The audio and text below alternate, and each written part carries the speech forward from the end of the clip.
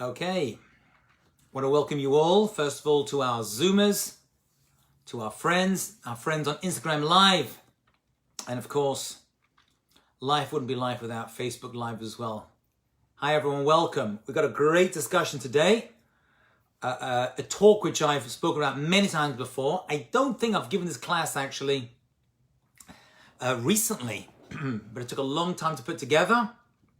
So hi everyone, hey David, good to see you.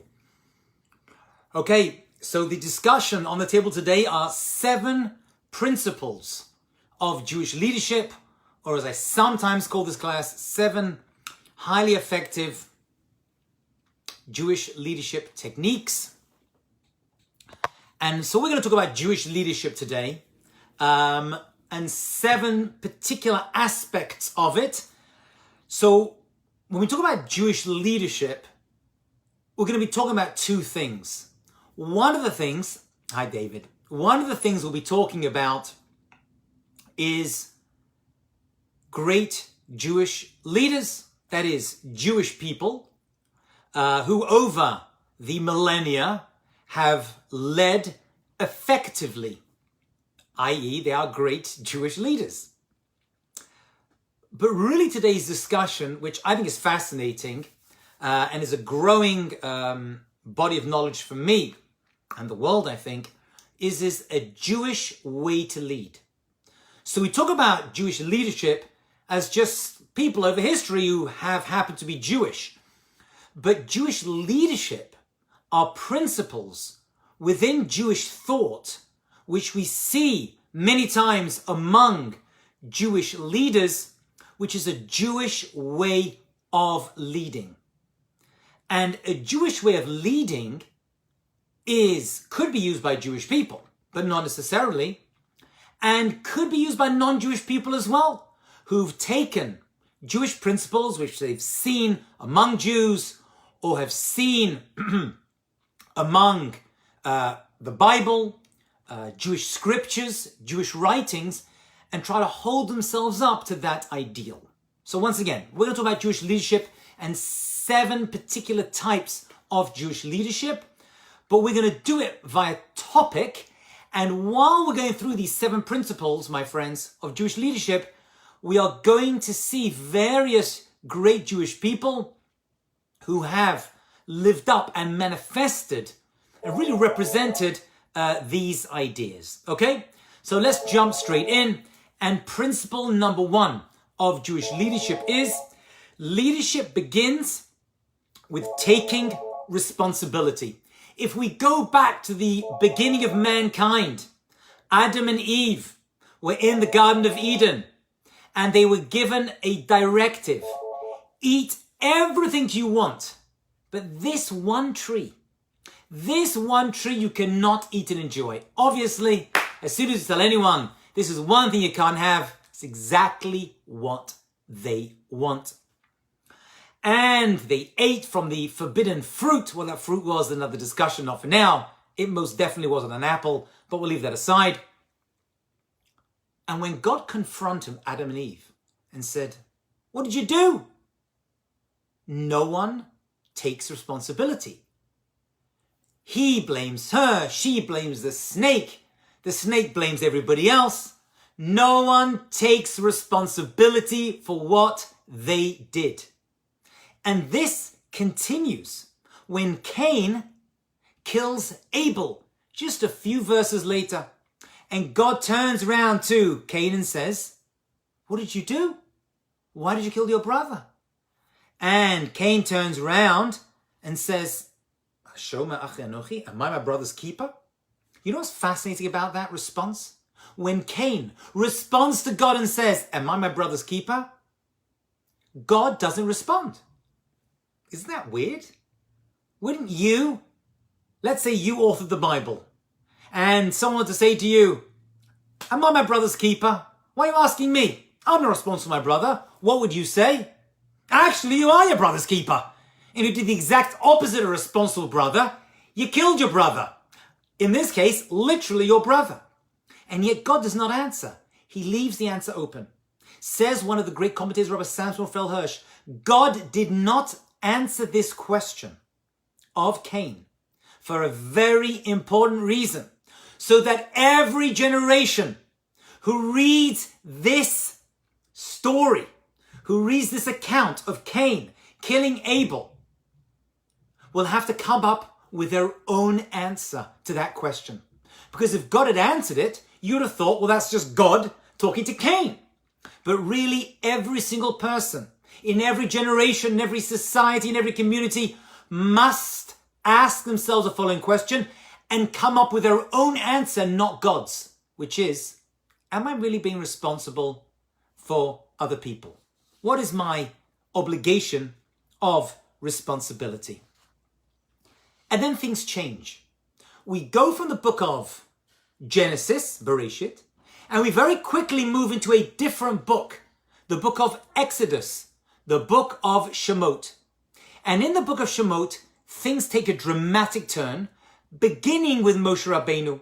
And we know that the Torah tells us in the book of Shemot, Exodus chapter 2, verse 11, it came to pass in those days, Moses was grown up. He went out and he saw his brothers, the Hebrews, we're not Jewish at this point, being burdened as slaves among the Jewish people and among the Mitzrayim, and they're being beaten and tortured. And it says that Moses got very upset about this, and he went out and he begins his leadership, taking responsibility for a people he wasn't even part of, because Moses grew up in the palace of Pharaoh. And so this change from all the mistakes and lack of responsibility in the book of Genesis changes to the book of Exodus, and over there we see responsibility being taken by Moses very, very quickly. And so we have three principles in Judaism. Number one, we are free. We are free. We are free to make our own choices, no matter how difficult our circumstances are, no matter how big the company, how big the family, how many challenges. We are free. Two, we are responsible. And three, we are able together to change the world. As Winston Churchill once said, the price of greatness is responsibility. And that's why Moses was, among other things, was chosen as the one who was going to take the Jewish people out of Egypt. And notice, by the way, this is very interesting. There's a common professional trait among some of the greatest Jewish biblical characters. They're shepherds. It's not a coincidence. The idea behind Abraham being a shepherd and King David being a shepherd and some of the world's greatest leaders, forefathers of ours being shepherds, is that if you can take care of a few helpless sheep and can prove your mettle doing that, you can do well when it comes to taking care of people as well, taking care of humans. That's the principle that lies behind shepherding as one of the original Jewish professions. Now, taking responsibility sounds all well and good, but let's be honest, it isn't always so fun or enjoyable. One of the greatest female leaders in Jewish history is Queen Esther, Esther HaMalka. And we know that her parents died and she had to be brought up by her cousin Mordechai, and she is pushed out, literally pushed out, and given the responsibility not just of leading the Jewish people in her day, but actually starting off as a wife of Achashverosh, leading 127 provinces, basically a vast amount of land and tremendous power. So there she is, implanted, taken against her will into the palace of Achashverosh, now threatened with her life, and actually the life of all the Jewish people, by Haman. And something amazing happens. At one point in the story, Mordechai, who's in coordination and communication with his cousin Esther, who, by the way, nobody knows is Jewish, turns around to her and says, you know, you've been in this palace a long time. No one knows who you are. The Jewish people are going to be killed by Haman with the acquiescence, with the permission of Achashverosh. It's time to reveal your origins. It's time to save the Jewish people. You know what Esther says? No. Are you nuts? As soon as I tell Haman and Achashverosh I'm Jewish, I'm going to die. And Mordechai replies to her in the following. I'm going to read the words because they're so important. The lesson over here is so beautiful and crucial. Mordechai replies to Esther when she says, no, it's a suicide mission. I'm not going to go and tell Achashverosh and Haman that I'm Jewish. He says, do not imagine you'll be able to escape in the king's palace any more than the rest of the Jews. Number one. Number two, if you persist in keeping silent at this time, at a time like this, relief and deliverance will come to the Jews from another place. And who knows, he says, this is his third argument, whether it was for such a time that you became a queen in the first place. Let me summarize what he says, because three crucial lessons which still apply today in all forms of leadership. Mordechai is telling Esther three things. Number one, if you don't step up, you're not going to escape because you're in a nice, fancy palace of the king. They're going to find out you're Jewish eventually, and you're going to get killed too. Number two, if you don't take on this mission, God will find someone else. I mean, we have Megillat Esther, but had Esther ended up saying no to the mission, which she didn't, we'd have Megillat Barbara, Megillat Shoshana, I don't know, Megillat whoever. Eventually the Jewish people the mission is going to get done. The question is whether you are going to take the responsibility, at this point, the risk of your life, to save your people. And finally, and this is the scary point, your entire life could have come down to this one moment. This one taking responsibility moment, your entire life could have come down to this 1 second, which actually it had. Her entire life, all her fame, all of Megillat Esther was written by her and Mordechai, and actually was predicated on saving the entire Jewish people, because at that moment, Esther took responsibility for her actions. So that's principle number one. And sometimes, by the way, it's unpleasant, but when it comes to taking responsibility, you got to just jump in. I'll give you an example. We know there was someone which many of you have never heard of. His name was Nachshon ben Aminadav. Nachshon, the son of Aminadav. He was a prince from the tribe of Judah, Yehudah, when the Jewish people left Egypt. And there was a moment which you've all heard about and definitely read about and maybe saw in a movie, where the Jewish people were standing at the Red Sea with the Egyptians behind them and the desert to the right and left. They were about to be killed. Now, in the movie version, and actually in the Bible itself, we know that Moses put his staff over the water and the sea split, which allowed the Jews to walk in and the waters to cover the Egyptians and kill them.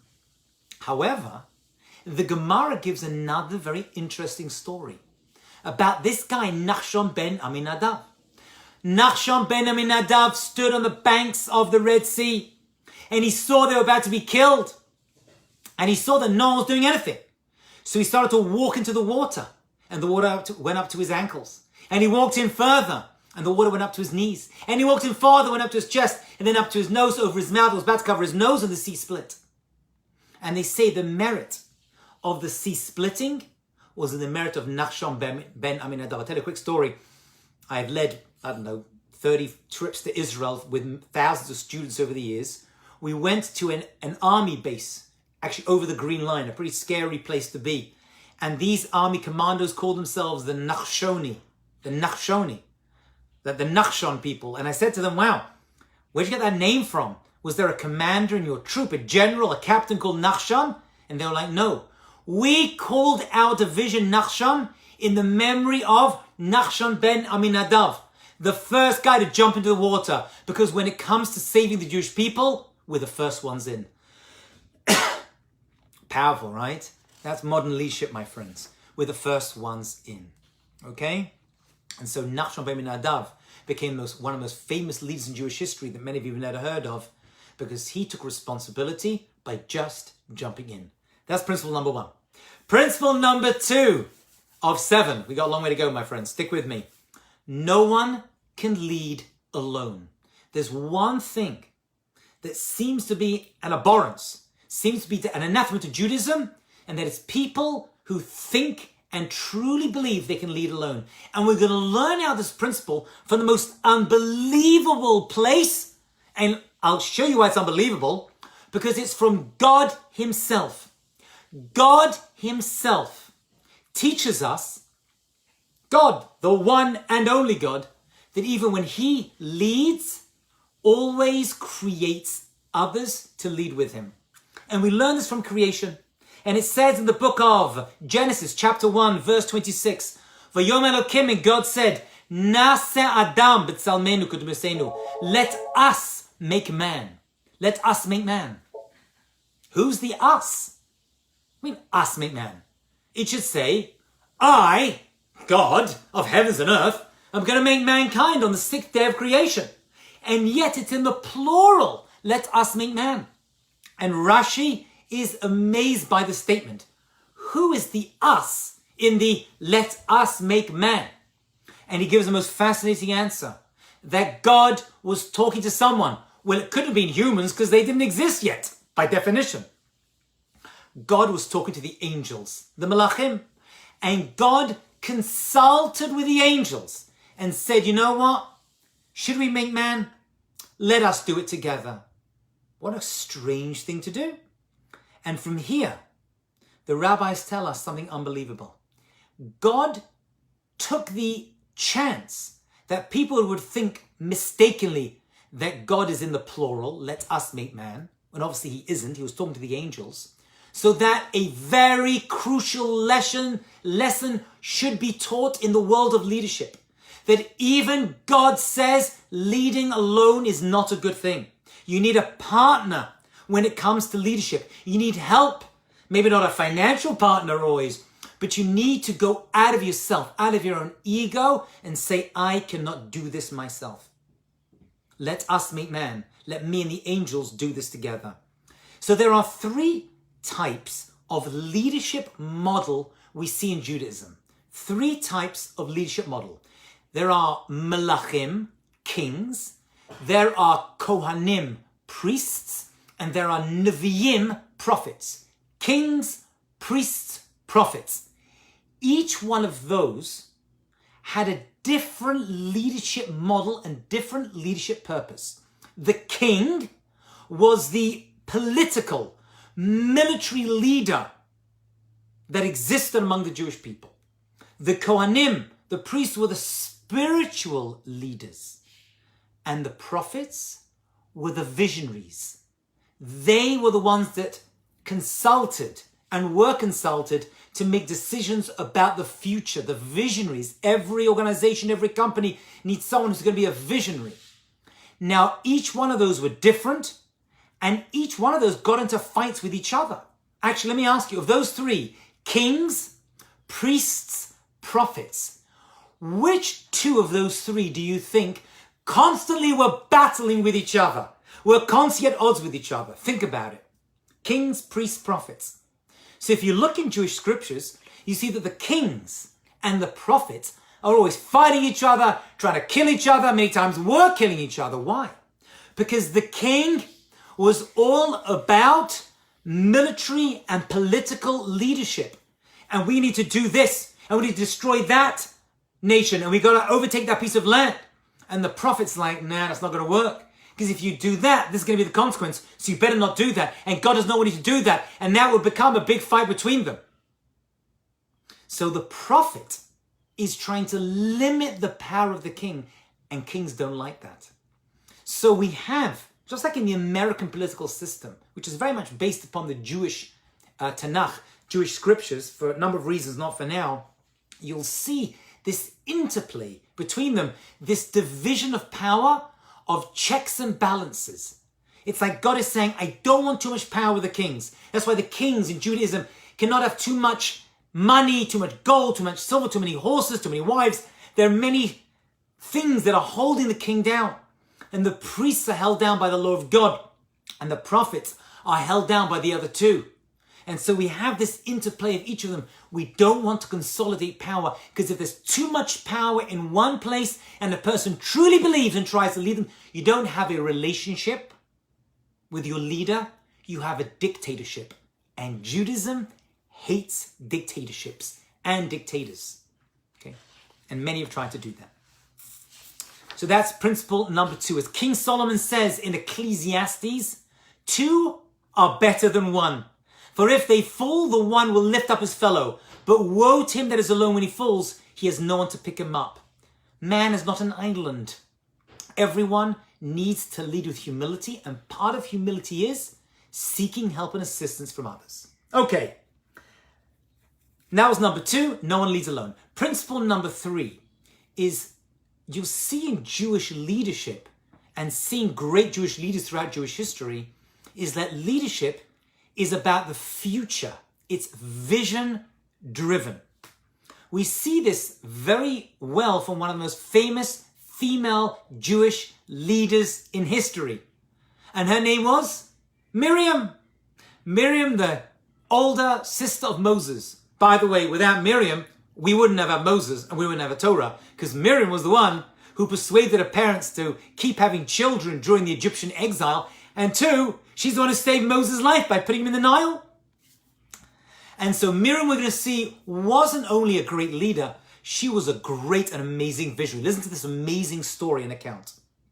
We know that Moses was told by God to take the Jewish people out of Egypt.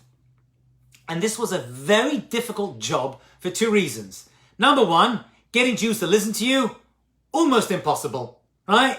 Because Jewish people, right, aren't one leader, we're like 6 million leaders, right? That's what they say. The Prime Minister of Israel was talking to the Prime Minister of China, and the Prime Minister of China said, "Oh, it's so easy for you, right? I'm one leader with millions of followers." And the Prime Minister of Israel says, "It's harder for me. I'm one leader with 3 million leaders." You know what I'm talking about. And so God told Moses, take the Jewish people out of Egypt. And actually there was 2 jobs there. Number 1 was to persuade the Egyptians to let the Jews out of Egypt. But they say the second job was much harder. And that was persuading the Jewish people to get out. Leadership means I'm going to persuade you about a future result, which right now may seem impossible, daunting, and almost suicidal. And that's what Moses had to do. And by the way, most of the Jewish people, according to our tradition, didn't leave Egypt with Moses. So leadership is about the future, taking your people with you and leading them to a bigger and better future. Let's talk about Miriam. Miriam, one of the great underappreciated leaders in Jewish history. You know, when the Jewish people left Egypt, we are told they left armed with weapons. They had a feeling that they were going to get attacked. Let's be honest. If you're Jewish, you're making a big step and a big famous move in the world, they're going to come and try to kill us. We've seen it many, many times over thousands of years of Jewish history. And so the Jewish people, quite correctly, left with arms, swords and spears and shields, and ready for people coming to attack them. We're told that Miriam, however, did something very different. Miriam left with musical instruments. That's what it says in the book of Exodus chapter 15, verse 20. Miriam the prophetess, sister of Aaron, took a drum in her hand, and all the women were led by her and left with drums and with dances. What's that? What does that mean? They left with drums and cymbals and... So they say that the Jewish men were great. They had the wherewithal and the faith to leave Egypt and go out into a desert to make their way to Israel, the promised land. But the Jewish women, under the leadership of Miriam, listen to this amazing idea, were even greater. Why? The Jewish men were ready for battle. The Jewish women, under the leadership of Miriam, were ready for the celebration that was going to happen after the battle. Now that is a visionary. That's true leadership.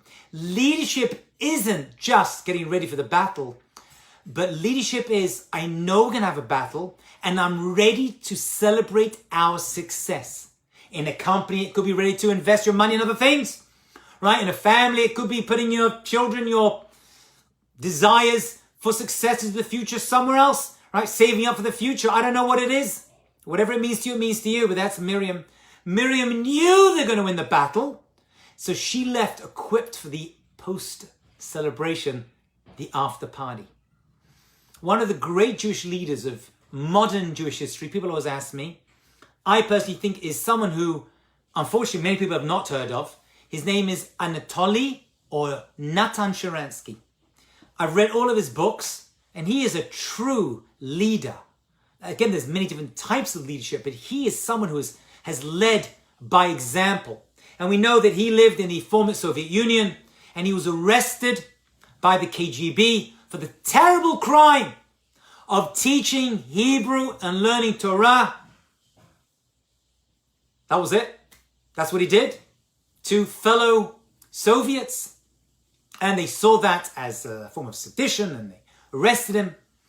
And they put him into solitary confinement. But before they imprisoned him after some, ridiculous trial, his wife, who he had just married, also a very great Jewish woman, by the way, managed to escape and leave the former Soviet Union. And Anatoly Sharansky knew that his visa had been denied, and he wanted to get out and move to Israel. And they put him in jail and solitary confinement for many, many years. I would really recommend reading his book, especially his biography, his autobiography, Fear No Evil. And over there, he talks about the final speech he gave before he knew he was going to be separated from his wife, be put in prison for the crime of teaching Judaism to Jews, and be thrown into a dungeon. And he said, 5 years ago, I applied for an exit visa to emigrate from the USSR to Israel. He goes, today I'm further away from my goal than ever. I have said only what I've believed. I've not violated my conscience. I feel part of the marvelous historical process, the national revival of Soviet Jewry and the return to our homeland, Israel. My relatives know how strong my desire is to join my wife in Israel, and what joy I would give up all of my work just to join her in the land of Israel. For 2,000 years, he says, the Jewish people, my people, have been dispersed all over the world, deprived of any hope. But still each year, Jews have, listen, this is the key part. He said this to the court, and it was recorded and printed. My hope is, as we say each year, that which Jews have stubbornly and apparently without reason said to each other, L'shana haba b'Yerushalayim. Next year in Jerusalem. That's a visionary. Someone who's about to be thrown into jail for no crime at all for, 16 years before Ronald Reagan and Sharansky's wife got very involved to free him. And he was able to say, L'shana haba. Right now we are prisoners. Right now I'm a slave. But next year it's going to be bigger and better. And it was. And he became a integral and amazing leader in the land of Israel, leading the Jewish Agency, I believe, as well. Okay, that's number 3. Principle number 4. We're going to have to go through the last few together. Principle number 4 is so important, my friends. And maybe you know it instinctively, but it's not so appreciated. Principle number 4 of 7 leadership principles is leaders learn. They read and they learn. Let me ask you a question. How many books does the average American read a year? How many books do you think? You can write the answers down on social media or here on the Zoom chat. How many books does the average American read every single year? I've asked this question hundreds of times to hundreds of Jewish audiences all over North America and the world, actually. The answers I've received are 3, 5, 10. Do you know how many books the average American reads a year? 0.7. Less than 1. Can you believe that? But I don't even understand that. What does that mean? They're reading their 1 book a year, and they get to 3/4 of the way and that's enough for this year. Slam. I'll read the rest next year. I don't even understand it. You know something? We, the Jewish people, have the biggest book club in the world. We read the entire Bible once a week on Shabbat, so that by the end of the year, we finish an entire cycle and read all of the Torah. If that isn't the biggest book club in the world today, if not in world history, I don't know what is. People always think a lot of books. It's not. Leaders learn. If you look at great leaders, even business leaders, right? You see Bill Gates, right? You see presidents, they literally read 6, 7 books at the same time. Leaders learn. And we see this from Jewish kings. Remember, kings are one of the 3 leaders in Judaism. One of the mitzvot which a king has is to write his own Torah. Everyone has to learn Torah. But a king has a mitzvah that no one else has, to write their own Torah. Not only that, they have to carry their Torah with them wherever they go, on their personage, whether here in their jacket, right, or among their entourage, or some say even on a chain around their neck, so that when they have questions, they go back to the Torah and be like, yeah, this is what the Torah wants from me. So they write 2 Torahs, one they keep with themselves and one they keep in their palace. And the 2 must always be the same and consulted. So reading and books, and that's why you'll see right through history, Jewish people were always the most literate. They're learning their native tongue wherever they're living, and they're learning Hebrew, and they're learning how to write and how to read and ask questions. It's a crucial part of who we are as a people. And that's why Joshua, before he was about to enter into the land of Israel, remember Joshua took over from Moses. And he's about, imagine this story. This story is in the book of Joshua. He's about to walk in and got to go to war with the people of Jericho, right? Which was just as they were entering into Israel. The night before, he was practicing using his sword because he knew that a possible fight was going to ensue. He didn't realize that God was going to make a miracle and there was no fighting. The people of Jericho, the walls fell down and they all surrendered. There was no fighting involved in that particular battle. However, they were ready for battle. Did you know that an angel visited Joshua the night before he was about to enter and said, what are you doing? He says, I'm practicing with my sword, about to go to war. And the angel said, God's going to kill you. It's like, I'm sorry? God's going to kill you. It's like, why is God going to kill me? He told me to go in and defeat the Canaanites, the people in Israel, so we can go in and take over our land. He says, I'll tell you why God's going to kill you. You should be studying right now. It's like, studying? It's the night before a battle. And the angel said, studying Torah, preparing yourself in your mind, is the real battle. The physical battle is just a physical manifestation of a battle that you have to win with your mind and your ideas. We don't just go into battle and fight.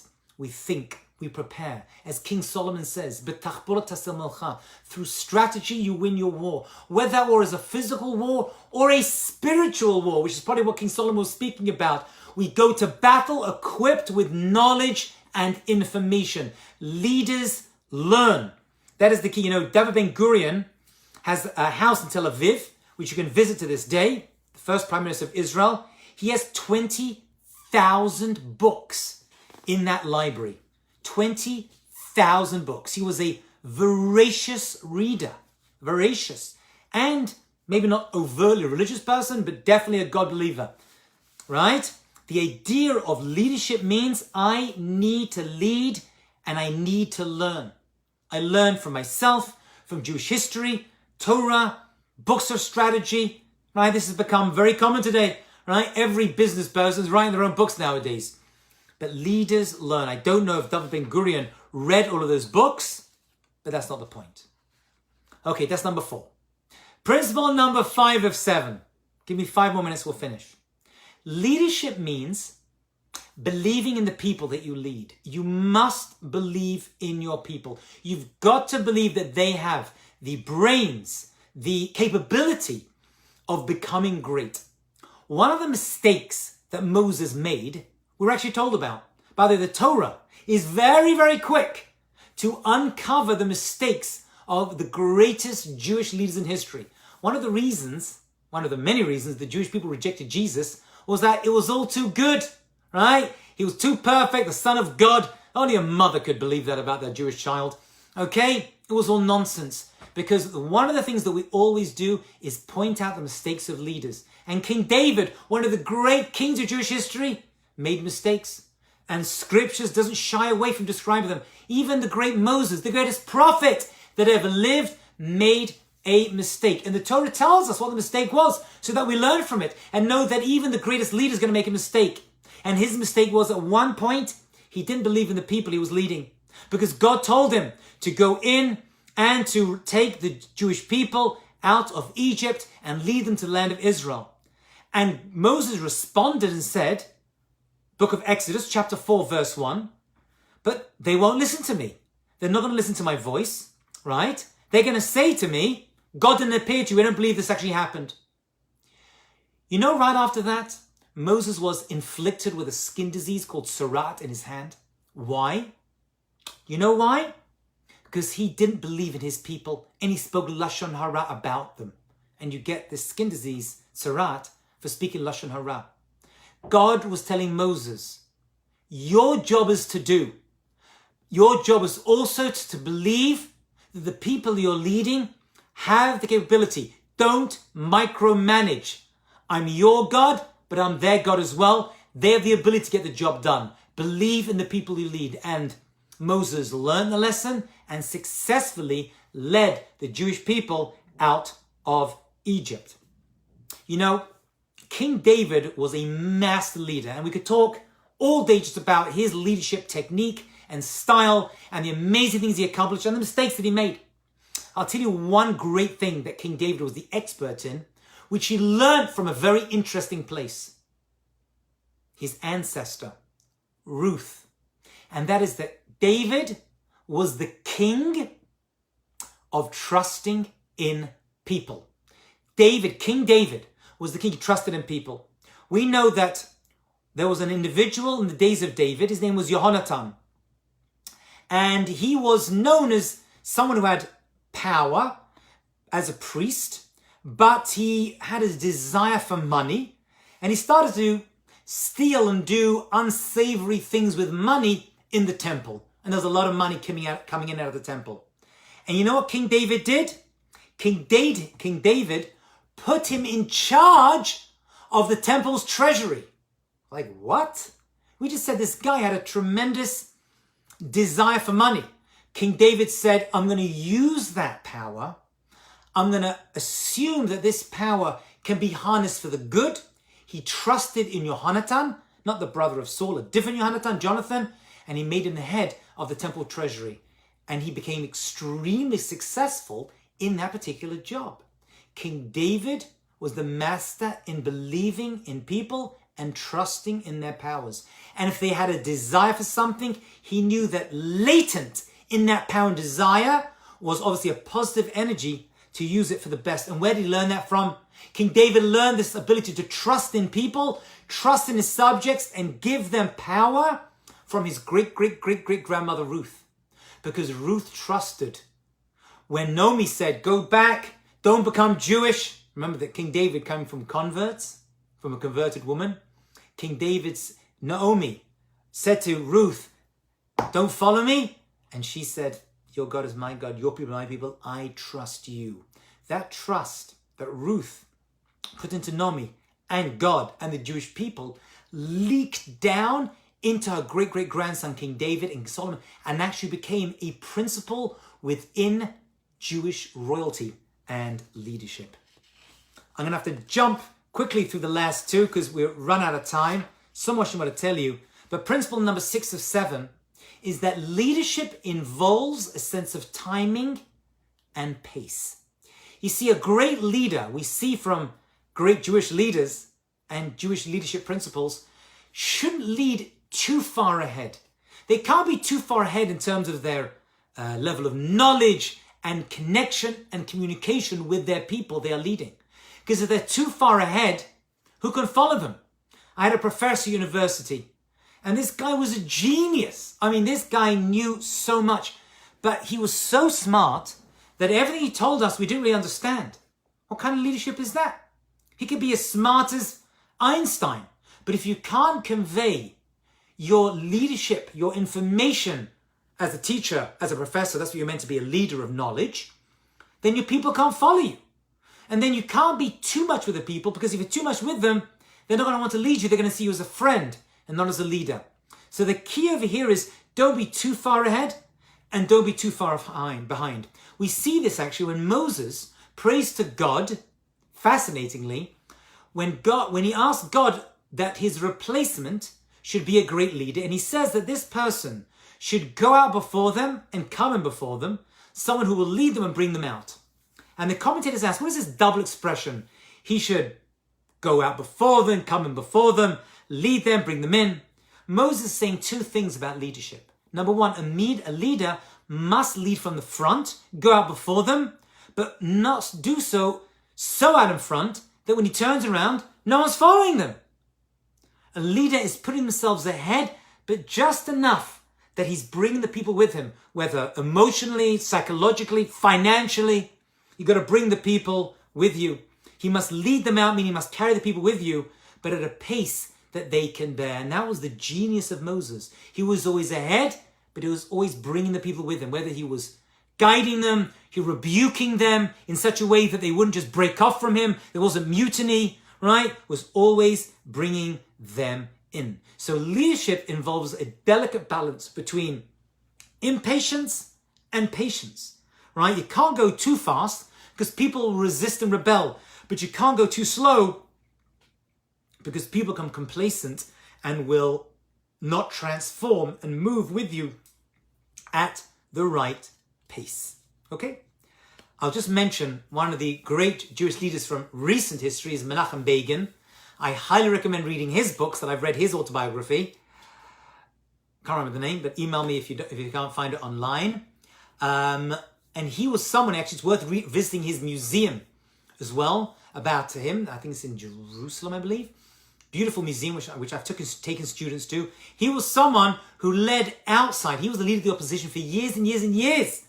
And then eventually, after many years, the timing came and he was able to become the prime minister. By the way, one of the greatest prime ministers of the modern state of Israel. It's about timing. I'm in opposition. My time hasn't come. Right? There's a time for everything. And sometimes your time comes a little bit later than you anticipate. And finally, principle number 7 of our 7 principles of leadership. Leaders work on themselves, not just on their subject. They are people of self-control. And we see that before a leader is made a leader in the Bible, they have to prove their leadership as being someone who is in control of themselves. There's a famous story, a fictional story, well, it's based upon a true story, but the story itself is fictional, about the king of the Khuzars, the Khuzari. This was a debate between a great king and a rabbi, and it's written in debate form. And the Khuzari asked the rabbi, tell me about the upright and pious people of your religion. What are your righteous people like? And he says, an upright person is concerned with their country, he takes care of their subjects, and they take care of his people. He's like, no, I didn't ask you about your king, I asked you about your pious people. And the Khuzari said, I'm answering you. I asked you about an upright person, he says, and he said an upright person is a leader. Every single person, whether they realize it or not, needs to be an upright individual, because somebody somewhere is following you and learning from your examples.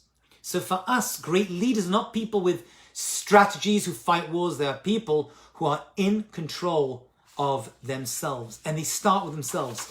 As it says in the Green Movement, yeah? They say, recycle that plastic bottle, right? Whatever it is, throw away and careful, right? My wife is obsessed with recycling, you see? It's in my head. So how's that one plastic bottle that's being recycled going to fix the world? So you got to think global, but act local. Think globally, but you act and think, how can I change the world? By changing and reacting well to this one bottle. So too, great Jewish leaders throughout history have this trait. They will think globally, but they'll act with care locally. They won't step on the people closest to them in order to get great results on a global scale. So too in business. We hear many stories of people who rose up by treating their employees badly.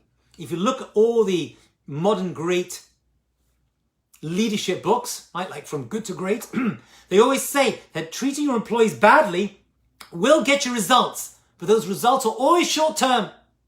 The profits will always, because with not too long, those people go against you and they'll kick you out, like any dictator. Dictators take power through force, but very soon and very, very quickly, they will be deposed. They always are. If you take care of those people around you and act with elements of justice and fairness to these small people, your leadership and the effects of your leadership will have a much long-lasting effect. Think local, act global. Those, my friends, are the 7 habits of highly effective Jewish leaders. Hope you enjoyed and appreciated it.